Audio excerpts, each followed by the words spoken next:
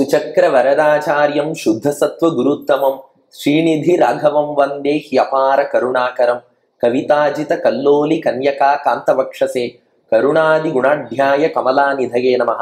புன்னகை ராமாயணம் சுந்தர ஸ்பந்தம் 33வது ஸ்லோகத்தை இன்றைய தினம் நாம் காண உள்ளோம். இப்ப என்ன விஷயம்னா 31லேருந்து 35 வரை 5 ஸ்லோகத்துல ராமனுடைய புன்னகையையும் ஹனுமானையும் தொடர்பு படுத்தி கிட்டத்தட்ட ராமனுடைய புன்னகை தான் ஹனுமான், ஹனுமான் தான் புன்னகை என்று சீத்தை சொல்லிட்டு வரா இல்லையா. இப்ப சீத்தை ஒருபடி மேல போய் சொன்னாலாம், ஹனுமானுடைய வாயிலே ராமன் இருக்கிறான், ராமனுடைய வாயிலே ஹனுமான் இருக்கிறான்ங்கிறா சீத்தை. ஹனுமான் வாயில ராமர், ராமர் வாயில ஹனுமானா? அது எப்படி? அதை சொல்லும் ஸ்லோகம் தான் சுந்தர ஸ்பந்தத்தின் 33வது ஸ்லோகம். வாங்கோ ஸ்லோகத்தை அனுபவிப்போம். இத்தம் ராமோ வகதி வதனே வாதஜாத்தம் வரண்யம் ராமோ ராமோ விபுரிதி முகே வாதஜாதச்ச ராமம் அந்யோன்யம் தௌ இதி கிருதமதி பிரீத்திமந்தௌ மகாந்தௌ அந்தசக்தௌ அனுபமதமௌ சம்பதம் சந்திஷேதாம் என்பது ஸ்லோகம். அதாவது சீதை என்ன சொல்றாளாம், இத்தம் ராமோ வகதி வதனே வாதஜாத்தம் வரண்யம், இப்படி ராமன் தன்னுடைய வாயிலே ஹனுமானை சுமக்கிறான். எப்படின்னா புன்னகை வடிவத்துலதான். ஏற்கனவே பல ஒற்றுமை பார்த்தோம் இல்லையா, ராமனுடைய புன்னகையும் ஹனுமானும் ஒண்ணு. ஏன்னா ரெண்டுமே திடீர்னு சின்னதா இருக்கும், திடீர்னு பெருசாகும்.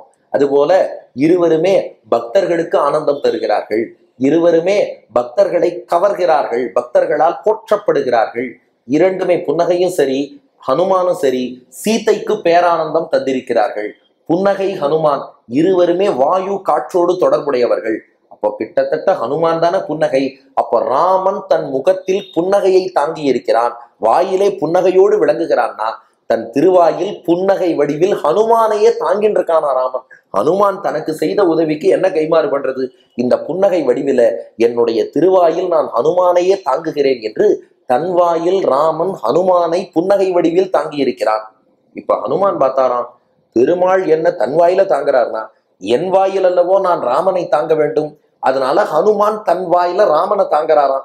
எப்படின்னா ராமோ ராமோ விபுரிதி முகே வாதஜாதச்ச ராமம், ராம ராம ராம ராம ராம ராம ராம ராம ராம ராமன்னு ராம நாமத்தை ஹனுமான் உச்சரிக்கிறார்.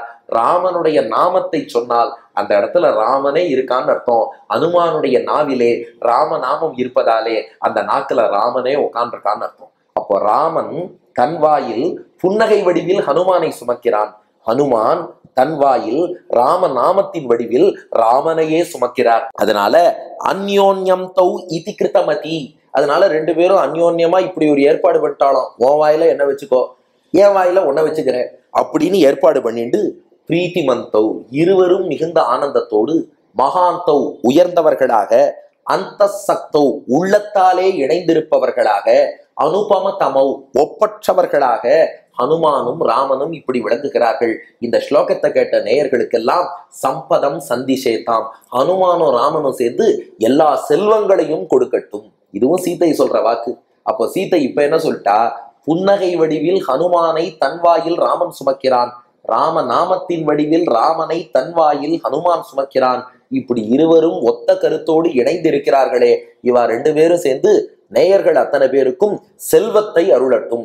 அப்போ இந்த ஸ்லோகம் செல்வத்தை அருளக்கூடிய ஸ்லோகம். அப்போ ராமன் வாயில் ஹனுமான், ஹனுமான் வாயில் ராமன். ஸ்லோகத்தை சேவிப்போம், செல்வம் நிறையும். சீத்தம் ராமோ வகதி வதனே வாதஜாத்தம் வரண்யம் ராமோ ராமோ விபுரிதி முகே வாதஜாதச்ச ராமம் அந்யோன்யம் தௌ இதி கிருதமதி பிரீத்திமந்தௌ மகாந்தௌ அந்தசக்தௌ அனுபமதமௌ சம்பதம் சந்திஷேதாம் என்று சொல்வோம். செல்வம் நிறையும். நன்றி, வணக்கம்.